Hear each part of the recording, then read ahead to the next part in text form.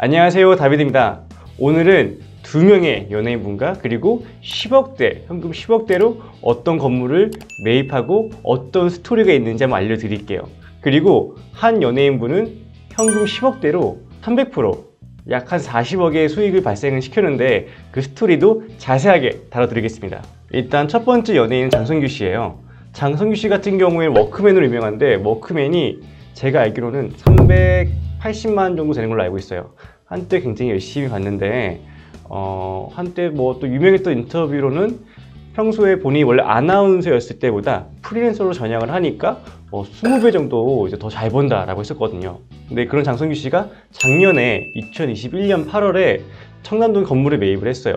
일단 위치를 한번 보여드릴게요. 그래서 청담동 건물주가 됐는데, 아래 청담역과 위에 도산대로 사이에 있는 이 큰 블럭 안에 있는 곳에서 건물 한 채를 매입을 했는데요. 작년 한 해 중에 가장 비싸게 매입됐다던 호텔 프리마가 있는 곳이거든요. 안쪽을 좀 올라오시게 되면은 여기 저희가 항상 좋아하는 코너 빌딩을 매입을 했습니다. 2021년 8월에 매입을 했고요. 총 65억 정도 드는 걸로 알고 있어요. 이때 중순, 그러니까 2022년과 2021년 때까지 평균 시세가 저렴한 곳은 7천, 그리고 많게는 1억까지 나갔었거든요. 근데 평당 9천에 매입을 하셨으니까 현 시세 맞게 매입을 하신 거예요. 평당 시세로만 보면은 시세에 맞게 매입을 하신 건데, 해당 건물을 조금 들여보면은 생각보다 저렴하게 매입을 하신 거거든요. 왜냐? 저희가 로드뷰를 한번 볼게요. 화면에 보이시는 해당 이 건물인데요, 보다시피 코너 건물이고 생각보다 높게 올라가 있죠. 지하 2층부터 4층까지 건물이거든요. 아시다시피 72평밖에 안 되는데 4층까지 올릴 수 있고 72평인데 지하 2층까지 판 건 이상하죠. 왜냐면 보시다시피 지하 1층이 노출 구조로 되어 있어서 지하 1층까지는 1층처럼 사용할 수 있고 주차장으로 사용되고 있고요. 그리고 지하 2층이 또 따로 있습니다.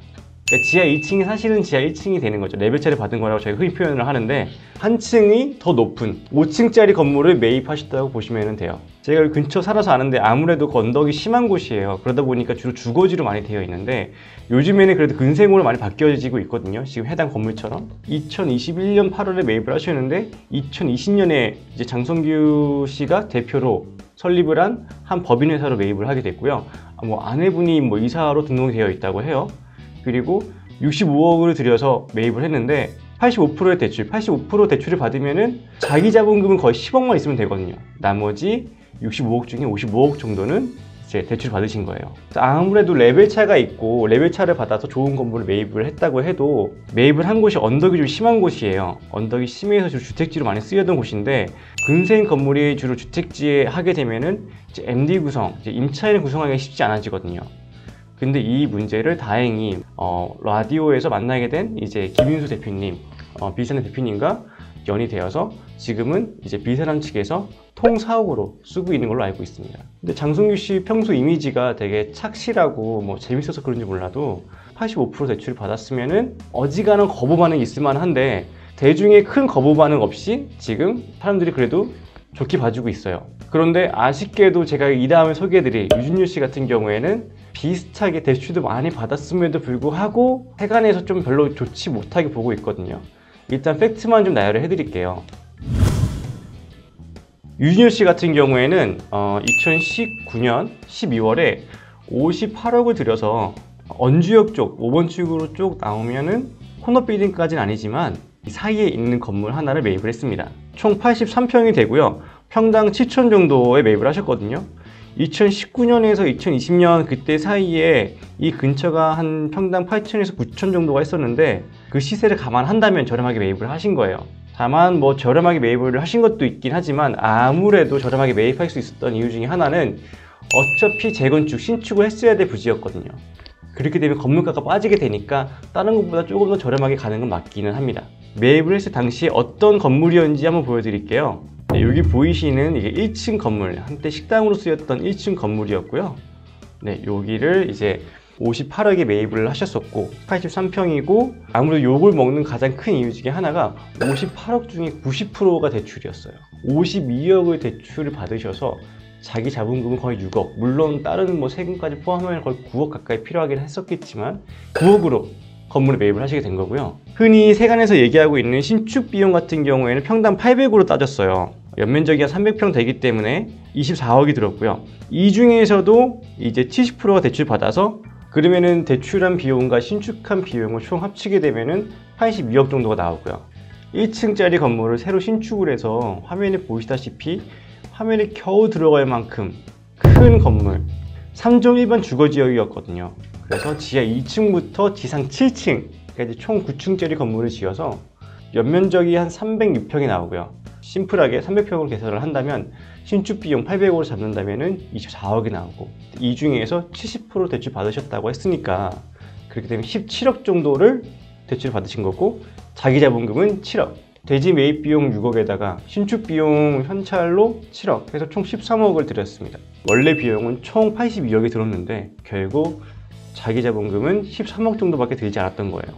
아무래도 대출 비용이 조금 높긴 했어요. 높긴 했는데 이때 당시에는 대출이 워낙에 잘 나오던 시기였습니다. 코로나가 한창 터지고 막 유동성이 풀려서 지금처럼 막 테이퍼링 얘기가 나오고 막 금리 인상된다는 얘기가 전혀 아니었거든요. 어떻게 하면 이 죽을 경기를 살릴 것인가에 대해서 미국이 미친 듯이 현금 뽑아내던 시기였습니다.